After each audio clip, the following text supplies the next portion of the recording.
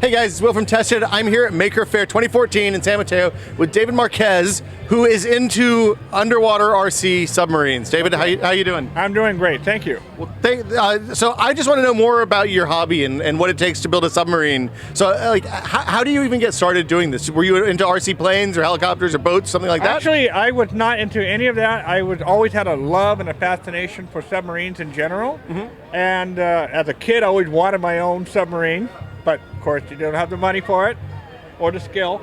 So as I got older, I found out about the SubComittee. The SubComitteee is a group which has the love for RC, historical, real, fantasy, whatever. So we have actually submarines from all of those different worlds here, right? Exactly. How much are they like real submarines? Okay, they function exactly like real submarines. Many of them have water ballasts that either function with a water pump or a simple valve. They have gas to expel the water out to rise the boat, and of course the valve opens to allow water in to submerge the boat.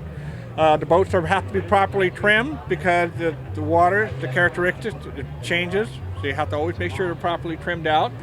Meaning you want it to ride level in the water, more or less. Ride level in the water, and also too, the water quality changes the characteristics of the trim. You've got a lot of mineral in the water, it can make the boat heavier. But these aren't ROVs, they're not autonomous. You're not going to take them out in the lake or the ocean. These are for pools and clear water, right? Clear water, ponds, the clear water lakes. If you have a nice lake you can go to, we can run an RC craft that allows you to do that. Yes, absolutely. So let's open up one of the boats here and let's kind of run through the basics. This is the SF-1, the flying sub from Voyage to the Bottom of the Sea. It was back in the 1960s with Irwin Allen. Okay. Now this is originally a static model kit with an interior. So just like a kit that you'd buy at the drugstore, Exactly. or something like that. So the hull was converted to RC operation, and it uses a jet pump system. Now, there is a Pelican box that holds all your electronics, including your servos and your receivers.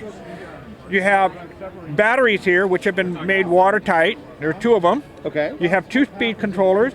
You have two motors. Okay, and then the water floods the entire interior. Now, the water gets inducted through what used to be the pilot's window, which has a mirror that's sitting 45-degree angle, so it simulates glass, but it actually allows water to flow through. The water gets inducted through little turbines here and jetted out the back. So that's how so it's like a jet ski, basically. Yeah, exactly. Just like a jet ski, and it has pivoting nozzles, so therefore you can control the pitch, the rise and dive. And when you want to control the turn, you simply, when you switch left or right on your stick, it controls the speed on the motor to allow the boat to move left or right. Kind of like a tank. Exactly. So this is an off-the-shelf kit model that you converted. Exactly. You use a normal RC-style controller with it, I Yes, we assume? do. We use a 75 megahertz Okay. system. Megahertz is the only thing that can penetrate the water. If we cannot use the current 2.4 gigahertz because it would bounce off the water, there would be no reception. David, let's go put them in the water and see how they go. What I'm going to take with us is the USS Lafayette, and the Lafayette is a ballistic missile boat, and this is what they call a tech rack. This goes inside the boat. It has all the frame, the batteries, the receiver, the pressure switch that controls the depth of the boat. We won't go below 3 meters. Okay. This is a piston tank, which is similar to a large syringe. Uses a motor and switches. When you turn it on, it pulls the jack screw, it pulls the plug, draws the water in from a tube from the back of the bulkhead here, and as it weighs it down the boat goes down. So it's your ballast system, basically. It's a ballast system, exactly. Okay.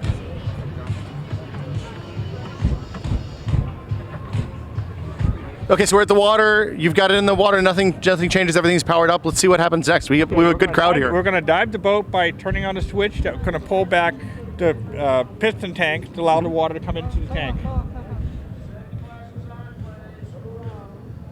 Oh, there we go. Okay. Down we go. We're going down, yes. So then is the boat actually watertight? Yes, this particular boat is watertight. It has what they call the entire boat is known as a dry hull. So the entire tube is watertight. There's a bulkhead in the back that allows the push rods and the drive shaft to penetrate.